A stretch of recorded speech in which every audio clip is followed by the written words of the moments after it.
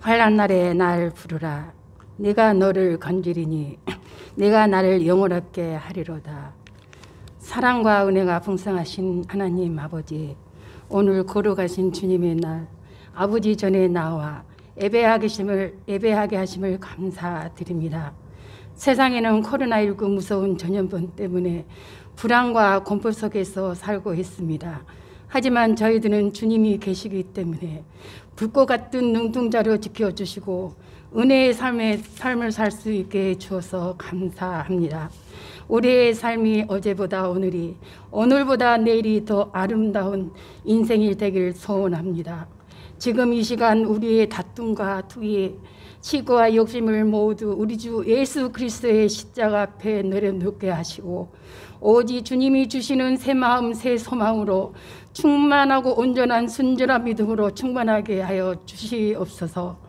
이제 2020년 한 해도 세상이 저물어가고 2021년을 바라보고 있사오니 연초에 결단하고 기다는 모든 것들을 위해 유정의 용매가 넘치게 하시고 미처 우리가 주사하지 못하는 모든 것을 주사하게 하시어 각자의 곳간 위에 차고 넘치게 하여 주시옵소서. 주님의 핏값으로 살린 우리 성악교를 위하여 헌신하고 섬기는 손길들을 기억하시고 섬기는 손길마다 주께서 예비하신 축복을 더하여 주시고 믿는 자의 권세와 권능이 차고 넘치게 하여 주시옵소서. 우리의 가족들 가운데 국뽕무에 있는 자녀, 애국에 있는 자녀나 객지에 떨어져 있는 자녀들을 주님께서 보살펴 주시고 타 문화권의 장벽간 넘어서 수고하시는 우리 선교사님들의 그의 가족들을 지켜주시길 간절히 원합니다. 믿음으로 기쁨이 넘치는 복된 가정을 이루고 모든 것을 주님께 맡기고 당당하게 나가게 도와주시옵소서. 주님의 손길이 치유하여 병마에 시달리는 권속들이 있다면 주님의 손길이 치유하여 주시옵소서. 이 시간 하나님의 말씀을 증거하는 목사님에게 진리의 말씀대로 증거하게 하시고 은혜를 삼아하는 모든 신령들이 큰 은혜를 받게 하옵소서. 오늘 드리는 예배에 감동 있게 하시고 하나님께서 기뻐 받으시는 온전한 예배가 되게 하옵소서. 가정에서나 추천한 곳에서 경건하게 예배드리게 하여 주시고 이 예배의 시종을 온전히 주님께 맡기며 예수님 이름으로 간절히 기도드립니다. 네.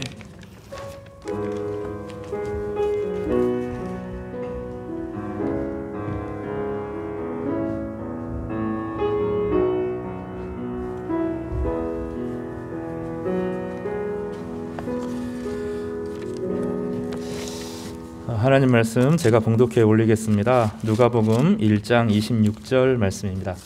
26절에서 33절까지 한 절씩 교독할까요? 누가복음 1장 26절에서 33절까지 말씀입니다.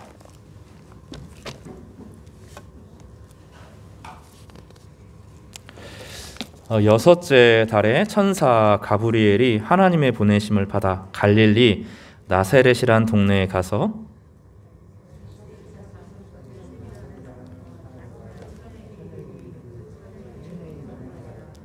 제가 28절 읽겠습니다. 그에게 들어가 이르되 은혜를 받은 자여 평안할지어다 주께서 너와 함께 하시도다 하니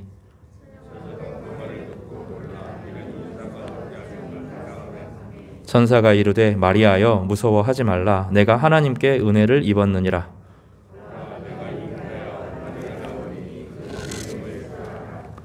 그가 큰 자가 되고 지극히 높으신 이의 아들이라 일컬어질 것이요 주 하나님께서 그 조상 다윗의 왕위를 그에게 주시리니 영원히 야곱의 집을 왕으로 다스릴 것이며 그 나라가 무궁하리라. 아멘. 수태고지라는 말씀으로 대림절 두 번째 예배를 하나님 앞에 올리겠습니다. 대림절은 주님께서 우리 예수께서 오심을 기억하고 오늘 우리와 함께 하심을 누리고 다시 오실 주님을 기대하고 소망하는 복된 삶을 살아가는 것입니다. 어릴 적에 성탄절은 기다리던 절기였습니다. 여러분도 그러셨죠? 기억나시나요? 새벽송도 돌고요, 그죠? 선물을 받기도 하고 같이 밤새워 놀았던 좋은 추억들도 있습니다. 언제 우리가 그렇게 돌아갈지 모르겠어요. 또 성탄절 발표를 위해서 함께 찬양을 준비하고 찬양 준비하면서 참 많은 은혜를 받았던 것 같아요. 그리고 그 시간에 대화하는 가운데 미래의 소망에 대해서도 참 많은 이야기를 나누었던 그런 기억이 납니다. 내년에는 그렇게 될 것 같아요. 이제 코로나가 종식이 되어지고 반드시 시작이 있으면 끝이 있기 때문에 하나님께서 어느 시간이 되면 우리를 마치 포로된 생활에서 자유하게 하셨던 것처럼 우리에게 자유와 기쁨을 주시리라 믿습니다. 가정마다 성탄절을 준비하면서 이 제도로서의 예배 말고요, 가정마다 성탄절을 좀 따뜻하게 좀 보내면 좋겠습니다. 함께 캐롤도 좀 부르고 선물과 서로에 대한 감사를 나누면서 예쁜 사진들도 좀 찍고 주님의 오심을 함께 나누면 참 좋겠다, 이런 생각을 해보았습니다. 오늘은 마리아, 예수님의 어머니 마리아, 인류 역사상 딱 한 명이죠. 신성화시켜서는 안 되지만 육체 안에 하나님의 그 아들을 품고 그 아이를 잉태하고 그 아이들을 출산했던 이 위대한 마리아에게 나타났던 천사 가브리엘의 메시지를 중심으로 이 최초로 기록된 창세기의 그 인간에 대한 저주와 마지막 요한계시록의 저주를 끊어지는 삶이 어떻게 완성되는지 이거 함께 좀 묵상하면서 우리 서로가 은혜를 좀 받으면 좋겠습니다. 어느 날 제사장 사가랴라고 하는 사람이 있었습니다. 사가랴가 이제 성전에 들어가서 이제 분향을 합니다. 제비를 뽑아서 한 사람만 들어가서 성전 내밀한 곳까지 들어가서 하나님께 이제 분향을 하는데 백성들은 밖에서 기도를 하고 있었습니다. 자연스러운 풍경이죠. 제사장은 안에서 들어가서 분향을 하고 백성들은 밖에서 기도하고. 그런데 사실은 이게 일상적이지가 않았고 사두개인들이 완전히 장악한 성전, 헤롯이 장악한 이 성전에서 진실한 예배가 사라졌던 때입니다. 사가랴는 진실한 하나님의 제사장으로서 온 백성의 죄를 짊어지고 성전 안에 들어가서 분향하는 특권을 누리며 그 특권 가운데 진실한 마음을 담아서 하나님께 예배하는 그런 모습을 보입니다.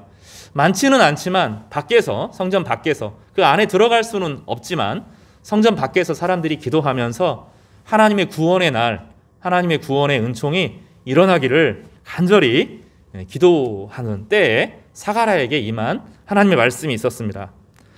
그때는 로마의 통치가 길어지고 있었고 더욱더 강력해질 때였습니다. 식민지 시대는 누구에게나 쉽지 않았습니다. 로마 사람들은 세상을 폐허로 만들고 사람들을 노예로 팔고 멀리 죽이고 이렇게 하면서 뭐라고 불렀냐면 로마의 평화라고 불렀습니다. 세상의 모든 길은 로마로 통하게 되고 이제 세상에 평화가 왔다고 말합니다. 근데 그 평화는 수많은 사람들의 죽음과 파괴 위에 세워진 잔인하고 혹독한 평화였습니다. 사람들을 포로로 잡아가고 군대를 주둔시키고 비싼 세금을 거두면서 로마의 평화라고 불리던 시절입니다. 그러나 로마는 점점점 강해졌고 이후에도 아주 강성하게 됩니다. 그 가운데 많은 사람들이 고통당하면서 하나님이 살아계시면 어떻게 이런 일이 벌어질 수 있는가? 사람들이 마음이 하나님을 점점점 떠나던 시기였습니다. 말라기와 예수님 오시기 중간에 마카비 왕조가 잠깐 등장하여서 성전을 정결하게 하고 회복하려고 노력했지만 곧 로마에 의해서 망해버리고 사람들은 하나님이 살아계신다면 어떻게 이런 일이 벌어질 수 있는가 하면서 신앙을 잃어버리던 그 약해지던 때에 그래도 소수의 사람이지만 진실한 마음으로 하나님께 경배하던 제사장이 있었고 진실한 마음으로 하나님께 중보하며 기도했던 백성들이 있었습니다. 오늘 1장의 배경은 그것을 기준으로 합니다. 사람들은 어려우면 다 불평합니다. 좋을 때는 싸우지 않지만 어려움이 생기면 싸웁니다. 그 가난한 빈민가 영화 속에서는 사이좋은 것처럼 보이지만 실상으로 상황이 보면 죽도록 싸웁니다. 아침부터 저녁까지 계속 싸웁니다. 삶이 어렵고 스트레스가 많기 때문입니다. 삶이 어려워지면서 이스라엘 백성들은 사분오열 되었습니다. 바리새파, 사두개파, 어떤 사람들은 저 멀리 도망가서 우리끼리 신앙생활 하겠다. 에세네파, 로마와 싸워서 이겨야 되겠다. 열심당원파, 사람들이 막 나누어지게 되고 싸우게 되고, 사람들은 분열했고 소망을 다 잃어버린 그런 시절이었습니다. 그렇지만 소수의 사람이지만, 어둠이 깊지만 하나님의 빛이 환하게 밝아온다 하는 것을 기대하면서 끝까지 하나님의 나라를 붙들고 기도했던 소수의 사람들이 있었습니다. 하나님은 이 사람을 찾으셨습니다. 이 사람을 직접 찾아오셔서 하나님의 구원의 소식을 전하여 주셨습니다. 지금도 마찬가지입니다. 시대가 점점점 어려워지고 경제적으로 코로나가 끝나도 쉽지 않을 겁니다. 미국과 중국 사이에 우리는 점점점 위축되어지고 경쟁력을 어떻게 발휘할 것인가 여전히 고민하고, 빈부격차는 더 심해지고 땅값은 더 오르면서 우리 삶의 불평이, 불만이 커지고, 하나님이 살아계시면 어떻게 이런 일이 벌어지는가, 우리 안에 불평이 터져 나오게 되고 분열하고 싸우게 되는 것이 일상이 됩니다. 그런데 끝까지 하나님을 신뢰했던 이 하나님의 거룩한 제사장에게 하나님은 직접 천사를 보내시고 그를 위로하시면서 하나님의 계획이 있다고, 이것이 절망이 아니라 끝이 아니라 하나님의 구원은 힘과 권능이 예수 그리스도 안에 나타나면서 사람을 회복시키는 방법으로, 사람을 죽이는 방식이 아니라 용서의 방식으로, 화해의 방식으로, 치유의 방식으로 하나님 나라가 이루어질 것인데, 이것은 말씀의 통치고, 이 말씀의 통치는 결코 헛되지 않고 쇠퇴하지 않는 영원한 나라를 세울 것이라고 말씀하는 아주 강력한 메시지를 이 사가랴에게 전하게 되는 것입니다. 사가랴에게 하나님의 천사 가브리엘이 주의 길을 예비할 선지자를 주시겠다는 하나님의 약속을 전합니다. 천사가 자신의 이름을 드러내고 하나님의 아주 구체적인 메시지를 전하는 것은 구약시대에 다니엘서 한 곳밖에 없습니다. 가브리엘이 나오는 것은 구약시대에 자기 이름을 드러내는 천사는 가브리엘 한 천사밖에 없습니다. 신약성경에서도 유다서와 요한계시록에 나타난 미가엘을 제외하고는 전무합니다. 천사가 자기 이름을 드러내고 아주 구체적인 사람, 막연한 뜻이 아니라 구체적인 사람에게 찾아가셔서 내가 너에게 하나님의 뜻을 전하러 왔다 라고 구체적으로 말씀하는 것도 이 본문 한 곳밖에 없습니다.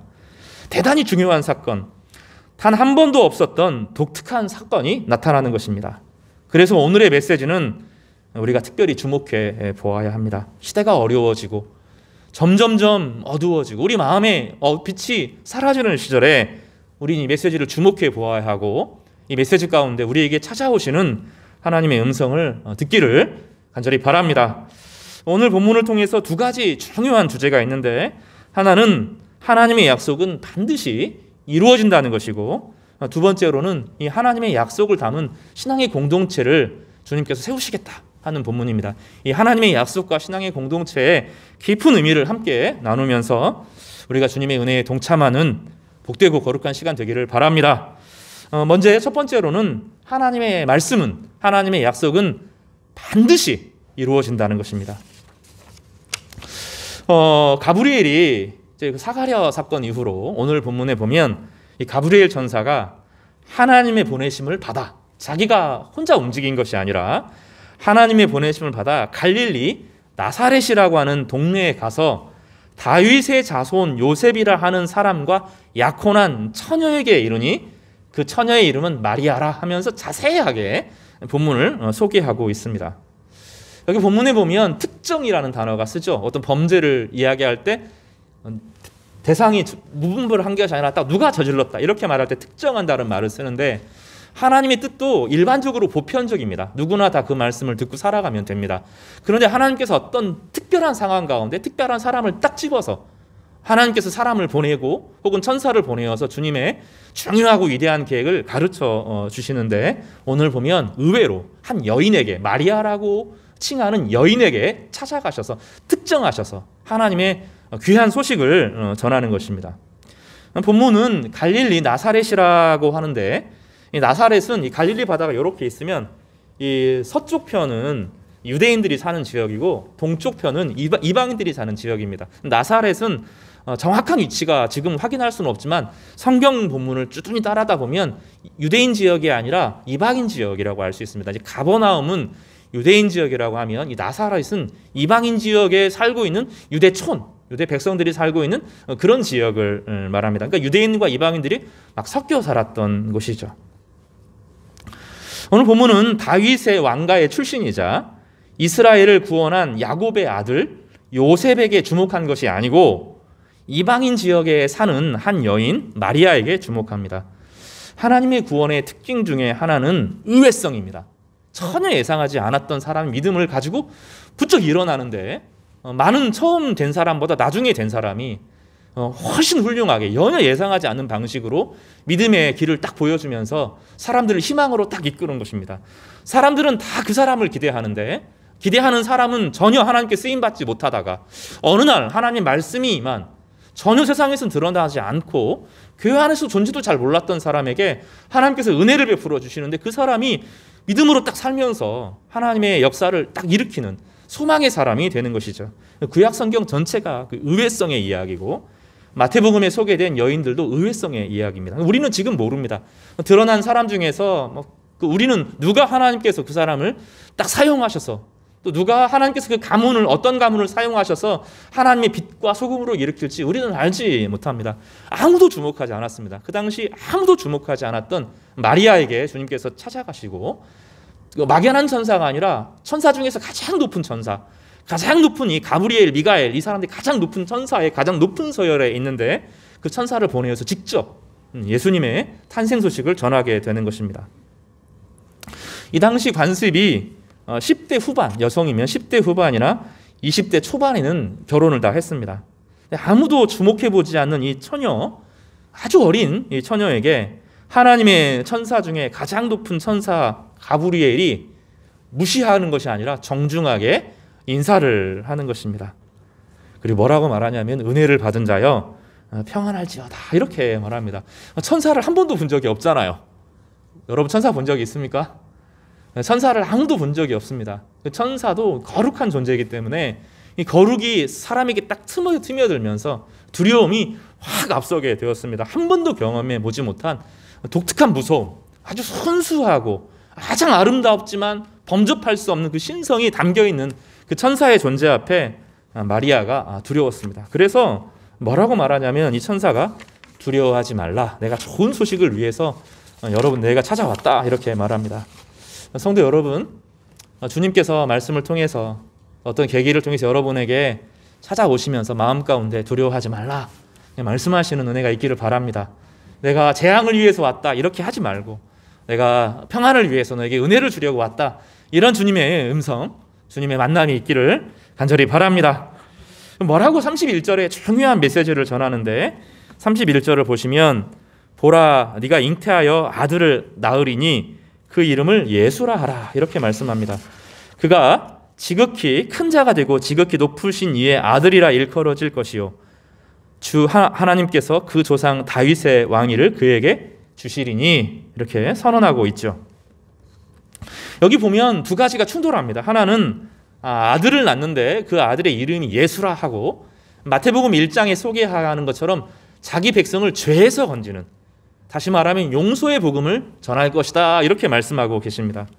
그런데 예수님께서 오신 목적은 사람을 심판하기 위한 것이 아니라 죄에서 심판받아야 될 모든 사람들에게 구원의 은혜, 자비를 선포하기 위해서 왔다 이렇게 선언하고 있습니다. 그러나 이제 오늘 본문을 따라서 쭉 읽어가다 보면 이 다윗의 왕권을 가지고 모든 악을 멸할 거다 이렇게 또 말씀하는 장면이 요한계시록과 겹쳐서 함께 읽어지게 됩니다. 이 두 가지는 좀 달라 보입니다. 하나는 용서고 하나는 심판입니다. 이 두 가지가 예수 안에서 함께 이루어집니다.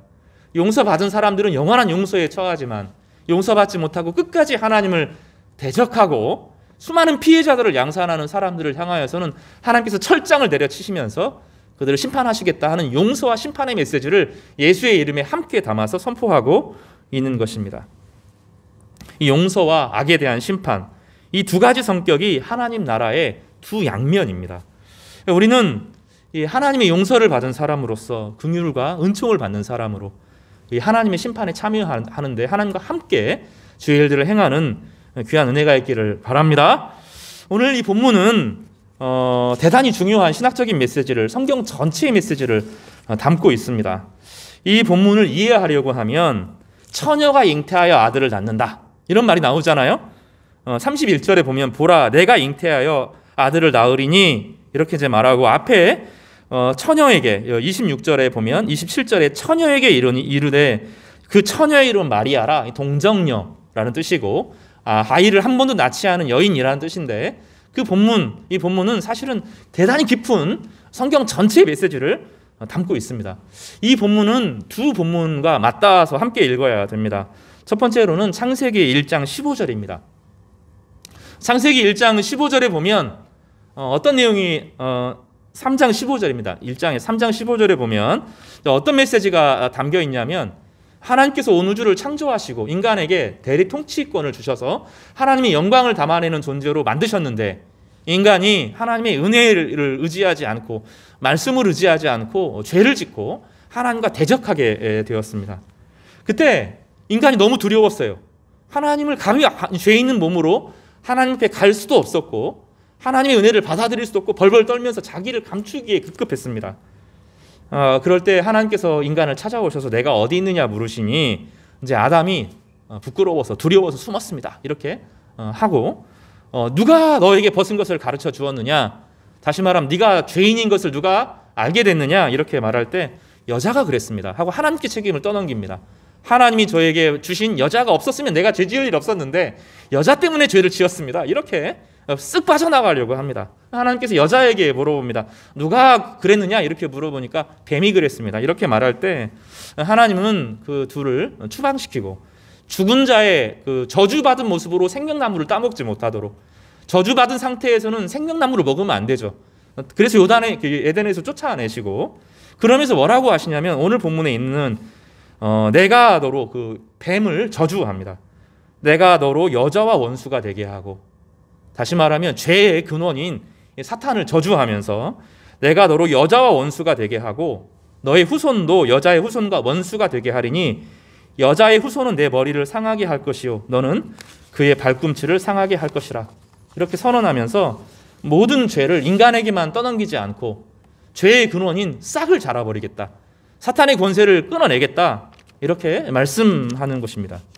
오늘 본문에 보면 이사야서를 거쳐서 오늘 본문에 이르면서 그 여자의 후손이 나타났다는 겁니다. 여자의 후손, 처녀의 후손, 요셉의 피가 전혀 섞이지 않은 요셉의 아이가 아니에요. 마리아에게서 낳은 예수님 요셉의 아이가 아니고 단지 마리아의 몸을 빌려서 태어난 하나님의 아들을 담지 않은 하나님의 아들을 담는 어머니가 되도록 하시겠다 하는 놀라운 축복을 하시는 것입니다. 오늘 제가 뭐라고 말씀드렸어요? 하나님의 약속은 절대로 버려지는 것이 없다.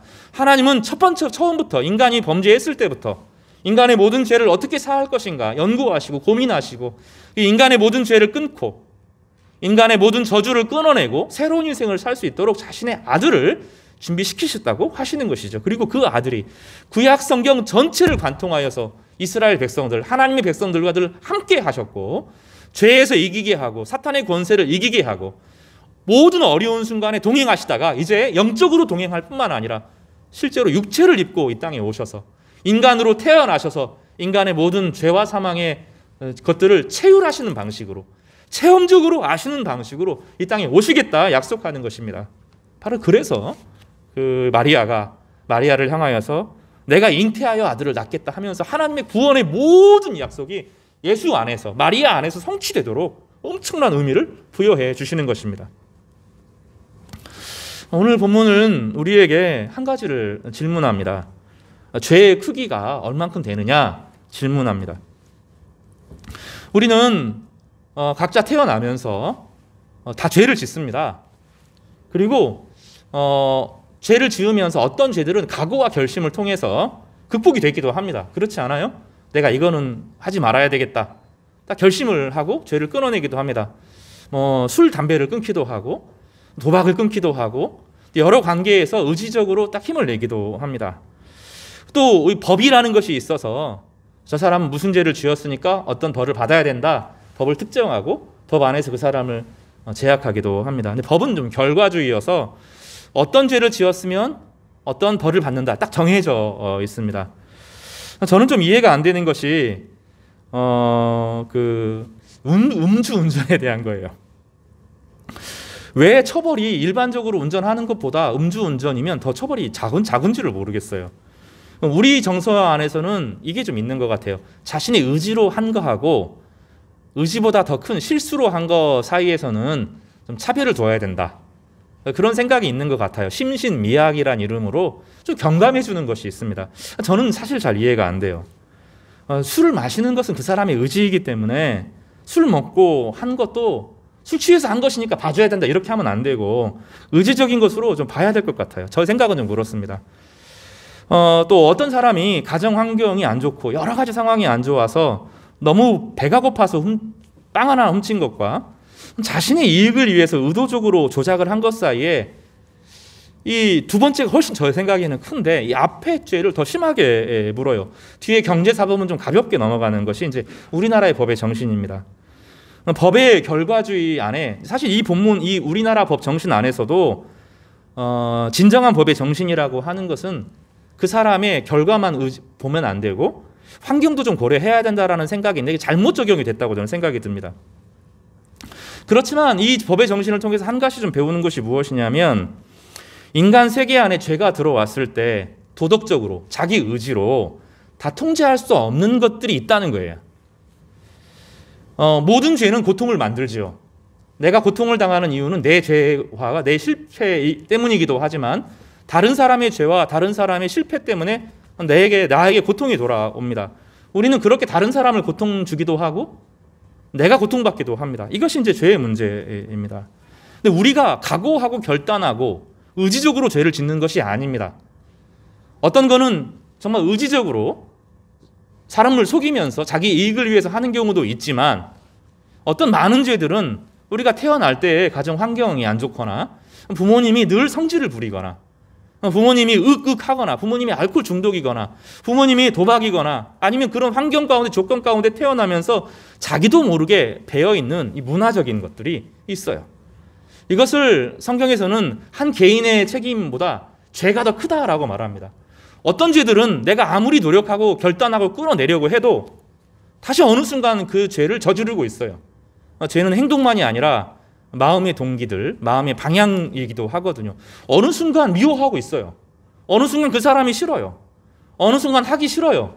어느 순간 귀찮아져요. 어느 순간 그냥 적당히 넘어가기도 해요. 우리는 나보다 스스로 알아요. 나보다 내 안에 있는 죄의 영향력이 커서 내가 컨트롤할 수 없는 부분이 있다는 것을 알아요. 그래서 우리는 어떤 생각을 해야 되냐면 성경 전체적인 맥락에서는 너무 미워해서는 안 된다는 거예요. 자기를. 예를 들어 한번 보겠습니다. 걸어가다가 똥을 밟았다고 생각해 보세요. 그럼 하루 종일 씻어도 냄새가 나요. 그러면 자기 자신이 이 냄새 나는 자기 자신을 다른 사람에게 보이고 싶어요, 보이고 싶지 않아요. 그래서 사람과 거리를 두게 된다고요. 죄라고 하는 것은 그런 성격이 있어서 죄를 짓고 나면 자기가 싫어지고 자기를 혐오하게 되고 자기를 미워하게 돼요. 미움받는 자기는 여기서 중요한데 미움받는 자기는 또 똑바로 못 살아요. 자기가 자기를 미워하기 때문에 죄를 또 이길 수가 없어요. 자기가 자기를 사랑하는 사람이 죄를 또 이기는 건데 죄를 이길 수가 없고 매일 일상 죄를 짓는 거죠. 한 가족이 있습니다. 맨날 그 동생들이 싸워요. 형이 너무 심하게 그랬어요. 뭐 했어요? 계속 싸워요. 언제 제가 이제 그 아이들과 대화를 하면서 이제 한번 이야기를 한 적이 있어요. 너는 네 의지대로 모든 걸 하니? 화가 나고 미워하고 죄를 짓는 것이 네 의지대로 다 돼? 아니면 안 되는 것도 있어. 그러니까 아이들이 솔직하게 이야기해요. 어떤 거는 내가 안 하고 싶어도 그렇게 돼요. 그러면 형은 안 그럴까?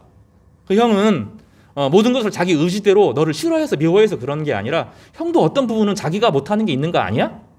물어보니까 그렇다는 거예요. 그리고 나서 싸움의 강도가 줄었어요. 왜냐하면 형도 감당할 수 없는, 자기도 감당할 수 없는 어떤 죄의 영향력이 있는가 하면 그 형도 감당할 수 없는 죄의 영향력이 있다는 것을 알았기 때문입니다. 이것을 성경 전체에서 뭐라고 말하냐면 아담의 죄라고 부르기도 하고 무의식이라고 부르기도 하고 죄성이라고도 부르기도 하고 로마서에서는 육체에 속했다 이렇게 불러요. 다 같은 이야기를 하는 겁니다. 내가 알지 못하는 죄의 권세와 세력이 있다는 거예요. 나보다 내가 생각했던 죄, 내가 의지적으로 노력해서 고의적으로 짓는 죄만 있는 것이 아니라 나도 어쩔 수 없는 죄의 세력이 나를 지배하고 있다는 거예요. 우리는 누구나 그것을 경험합니다. 그래서 그 죄가 우리를 죄짓게 하고 나서 그리고 나서는 우리를 미워하게 만듭니다. 죄를 지은 우리가 오염된 것처럼 그 죄를 싫어하는 만큼 죄를 지은 자기를 싫어하고 미워하게 만듭니다. 죄는 도덕적으로 다 통제할 수 없기 때문입니다. 어떤 것들은 각오와 결단들로 극복하고 훈련들을 통해서 극복될 수 있는 것들도 있지만 내면 깊이 들어와 있는 외로움과 허전함과 두려움과 분노와 사랑받지 못한 이것들은 너무나 내면 깊이 있어서 내 머릿속으로 의식할 수 없을 정도로 깊이 뿌리를 받고 있는 것입니다.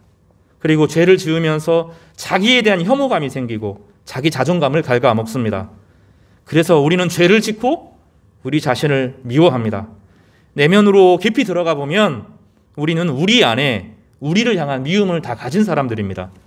자기를 사랑한다고 말하지만 우리 내면 깊은 곳에 가면 누구나 다 자기를 싫어합니다. 자기를 미워하는 마음들을 다 가지고 있습니다. 그러나 그 미움은 그 스스로 감당하지 못하기 때문에 아담처럼 하와에게 책임을 떠넘기고 하와처럼 뱀에게 책임을 떠넘기면서 타인에게 책임을 돌리는 것입니다. 다른 사람을 미워하는 사람은 자기를 미워하는 것입니다. 하나님은 그래서 인간에게 구원의 소식을 전합니다. 네가 바로 서야 세상이 변한다. 네가 바로 서야 천국에 간다. 그렇게 하지 않고 용서의 길을 열어주시는 것이죠. 예수, 내가 잉태하여 아들을 낳으리니 그 이름을 예수라 하라. 모든 죄에서, 자기 백성을 모든 죄에서 건지실 예수가 온다.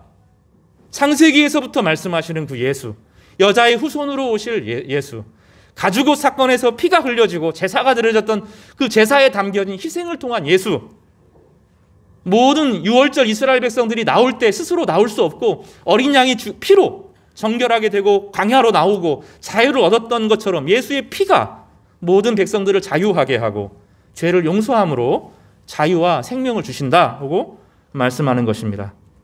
그래서 오늘 본문에 있는 것은 큰 은혜의 기쁜 소식이고 예수를 믿는 사람들은 예수 안에서 하나님의 용서를 경험하는데 하나님께서 용서하심으로 더 이상 우리를 미워해서는 안 되고 내 앞에 나를 상처 주고 괴롭게 했던 내가 아는 것들, 모르는 것들, 우리 부모님들, 우리 할아버지들, 그 과거의 수많은 문화 가운데 거슬러 왔던 학대와 폭력의 역사가 이제는 끝나고 한 사람이 자유한 백성으로 하나님 앞에 담대하게 설 수 있도록 은혜를 베풀어 주시겠다고 약속하는 것입니다. 이것이 예수 사건입니다. 예수님께서 이 땅에 오신 목적이고 구원의 소식을 그 마리아에게 전하는 것입니다. 오늘 본문은 똑같은 본문을 약간만 변형시켜서 다시 쓰고 있는데 요한계시록 12장을 좀 보겠습니다. 요한계시록 12장 5절에서 11절까지를 이 본문을 창세기의 사건과 누가복음의 사건을 다시 설명합니다. 요한계시록 12장 5절에서 11절까지 말씀입니다.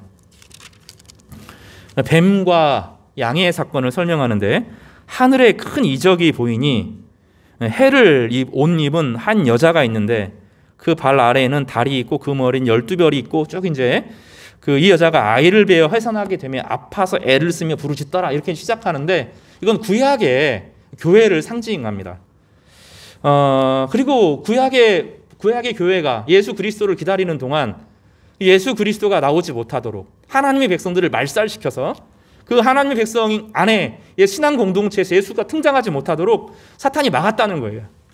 그러나 그 모든 그 어둠의 시간을 뚫고 이게 이제 3년 반이라고 상징적으로 기록되어 있는 건데 구약 성경 전체를 시간을 3년 반이라고 상징적으로 표현하는데 이 3년 반의 시간의 고통을 통과하면서 5절에 아들이 태어납니다. 5절에 보면 같이 보겠습니다. 여자가 아들을 낳으니 똑같은 본문입니다. 창세기 3장과 우리가 읽었던 누가복음 1장과 오늘 요한계시록 12장은 같은 것입니다. 여자가 아들을 낳으니 이는 장차 철장으로 만국을 다스릴 자라. 그 아이를 하나님 앞과 보좌 앞으로 올려가더라. 여자는 그래서 단지 이 마리아 한 사람만을 말하는 것이 아니라 신앙 공동체 전체를 함께 상징하는 말이기도 합니다. 마리아는 자신이기도 하면서 구약 성경 전체에 등장하는 모든 교회를 상징하는 말입니다. 그 여자가 아들을 낳습니다. 그 아들이 누구냐면 예수 그리스도입니다. 그 예수 그리스도는 철장을 가지고 용서의 하나님과 동시에 철장을 가지고 사탄의 모든 권세, 앞에 나와 있는 그 하나님의 백성을 그렇게 괴롭히는 사탄의 권세를 때려잡는 그 힘과 권세를 가지고 세상을 다스릴 분으로 하늘에 좌정하신다라고 말씀하고 있는 것이죠.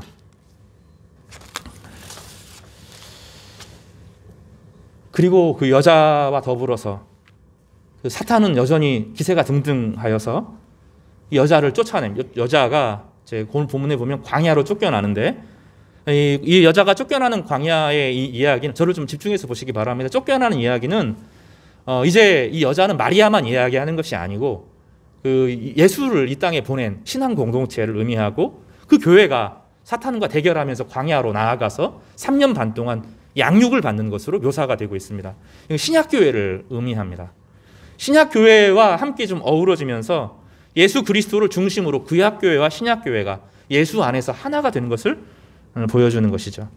신약교회의 마지막을 10절과 11절에서 이렇게 소개하고 있는데 한번 좀 같이 읽어보겠습니다. 요한계시록 12장 10절과 11절 말씀입니다. 시작. 내가 또 들으니 하늘에 큰 음성이 있어 이르되 이제 우리 하나님의 구원과 능력과 나라와 또 그의 그리스도의 권세가 나타났으니 우리 형제들을 참소하던 자 곧 우리 하나님 앞에서 밤낮 참소하던 자가 쫓겨났고 또 우리 형제들이 어린 양의 피와 자기들이 증언하는 말씀으로써 그를 이겼으니 그들은 죽기까지 자기들의 생명을 아끼지 아니하였도다.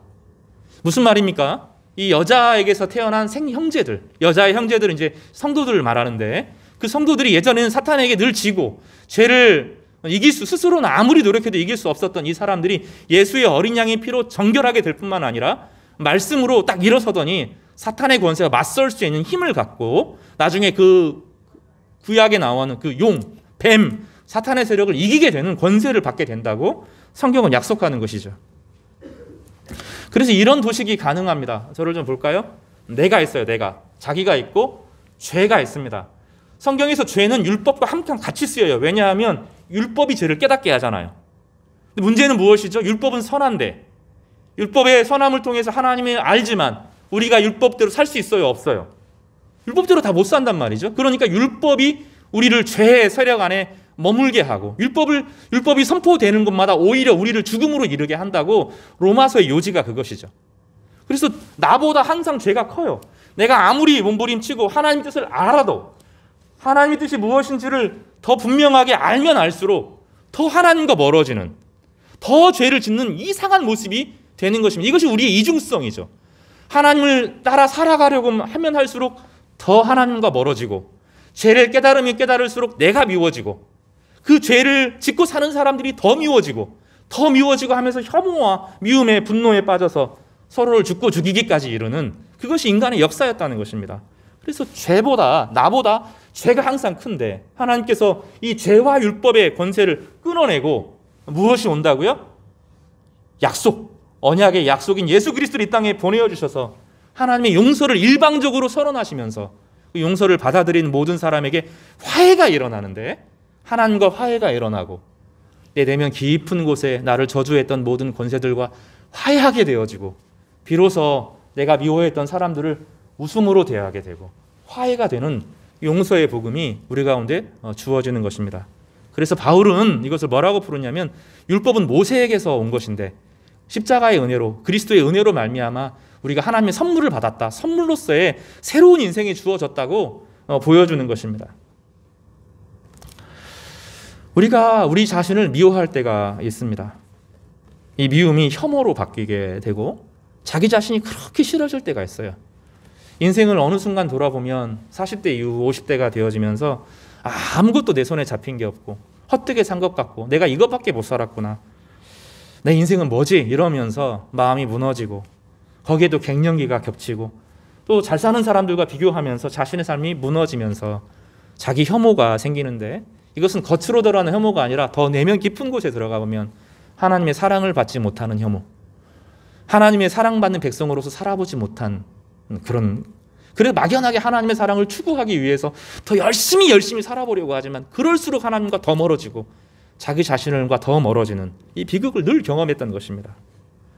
그런데 오늘 본문에 보시면 예수님께서 오신다고, 이제 여자의 후손으로 이 땅에 오셔서 여자의 모든 명예를 회복시켜 주시고, 여자의 후손으로, 남자의 후손이 아니라 여자의 후손으로 이 땅에 찾아오셔서 사탄의 권세를 멸하시겠다고, 이제는 모든 여자들이 자유해지고 또 회복되어지고, 또 그 예수 그리스도를 믿는 모든 백성들은 하나님의 은혜로 새로워질 것이라고 약속하고 선언하는 위대한 말씀이 오늘 선포되는 것입니다.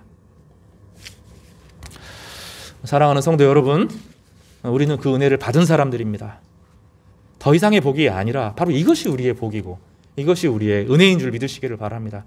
그렇게 하루하루를 살아가면 하나님께서 우리로 하여금 말씀과 성령을 함께 부어주셔서 삶이 굳게 세워지고 신앙 공동체가 세워지고, 그 가운데 하나님의 넘치는 복이 우리를 통해서 세상 전체에 흘러가면서 죽어있던 모든 것들, 사회와 같은 모든 것들이 회복되고 살아나는 엄청난 은혜를 주시는 것입니다.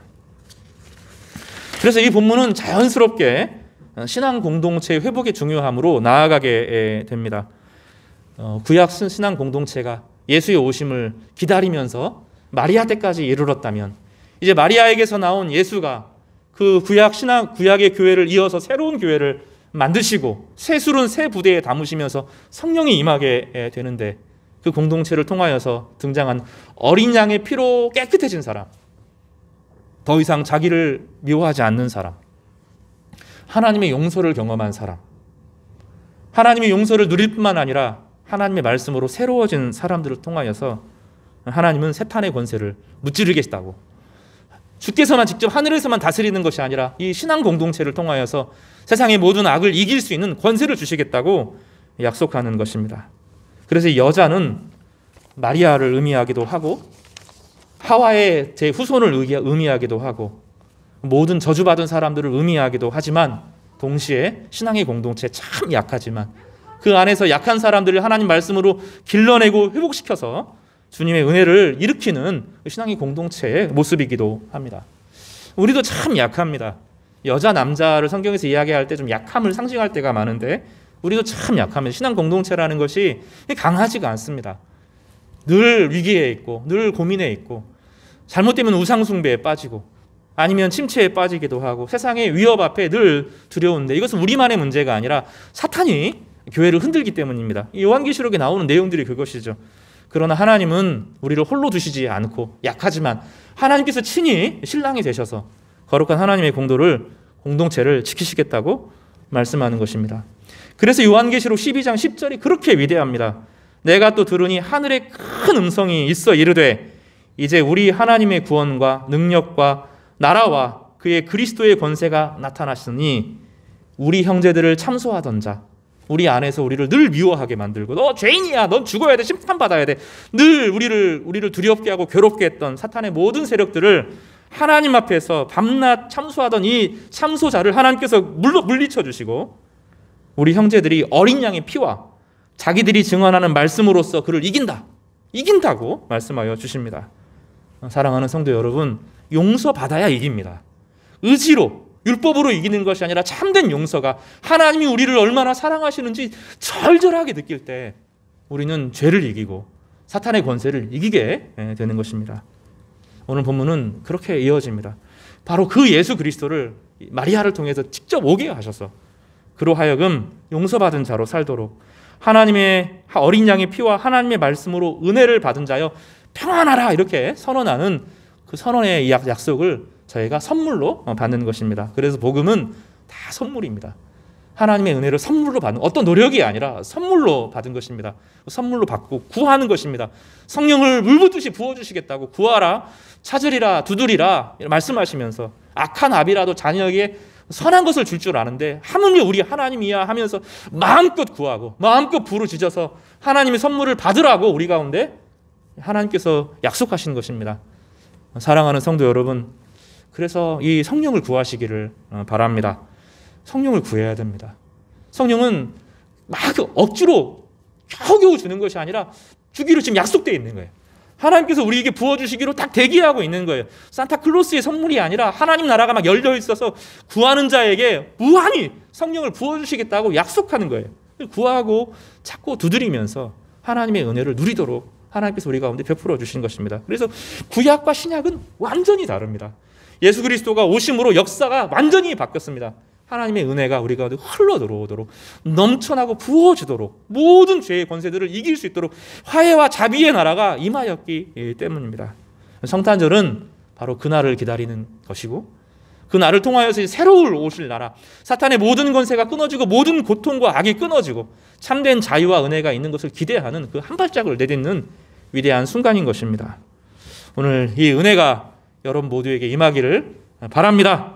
마리아는 우리 전체를 상징합니다. 우리가 마리아처럼 하나님의 은혜를 받고 사모하면 주님께서 여러분을 통하여서 하나님의 구원의 은총을 선물하여 주실 것입니다. 이 은혜를 기대하고 고대하면서 성탄절을 갈망하는 우리 복되고 거룩한 성도님들 되시기를 주님의 이름으로 축복합니다. 기도하겠습니다.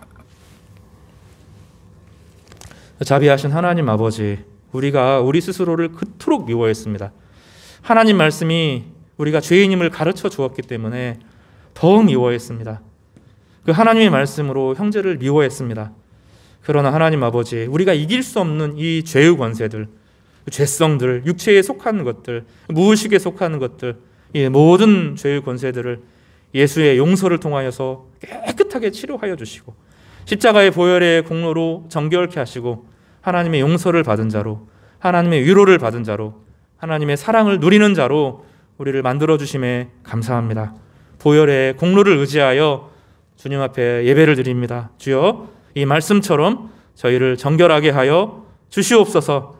구약의 참 교회들이 때로는 타락하고, 때로는 우상숭배에 빠지고, 때로는 돈의 유혹에 지고, 참 분열하고 서로를 미워하는 이 어마어마하게 무시무시한 역사의 흐름에도 불구하고 믿음을 끝까지 지켰던 순수한 사람들이 있었고, 하나님이 그들 안에 결국은 찾아오셔서 예수 그리스도가 이 땅에 오셨습니다. 하나님 아버지, 예수 그리스도께서 세운 위대한 이 공동체인 교회를 또한 저희 가운데 선물로 주셨는데, 하나님 아버지, 이 형제들이 예수님의 피로 정결하게 되어지고 하나님의 말씀으로 이겼다 이렇게 말씀하였는데, 우리 성도들 한 사람 한 사람이 정결하게 되고 하나님의 용서를 누리게 하여 주시고 하나님의 용서를 받아들이게 하시고 하나님이 나를 사랑하시는 것을 인정하게 하시고 하나님 깨끗이 씻긴 바 되어서 담대하게 주의 보좌로 나아가게 하여 주시옵소서.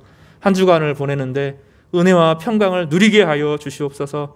두려워하지 말라고 하였는데 여전히 우리는 너무 두렵고, 하나님이 두렵고, 내 죄의 결과가 두렵고, 세상이 두렵고, 우리가 살아갈 인생이 두렵습니다. 하나님, 이 모든 두려움에서부터 저희를 일어나게 하여 주시고 참된 자유와 은혜와 평강을 누리도록 주여 예수 그리스도 안에서 새롭게 하여 주시옵소서.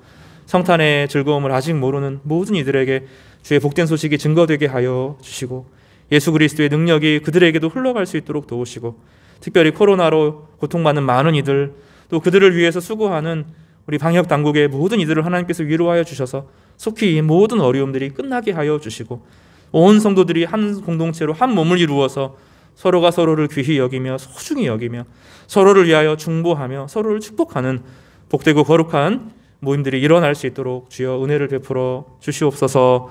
예수님의 복되신 이름으로 기도드렸습니다. 아멘.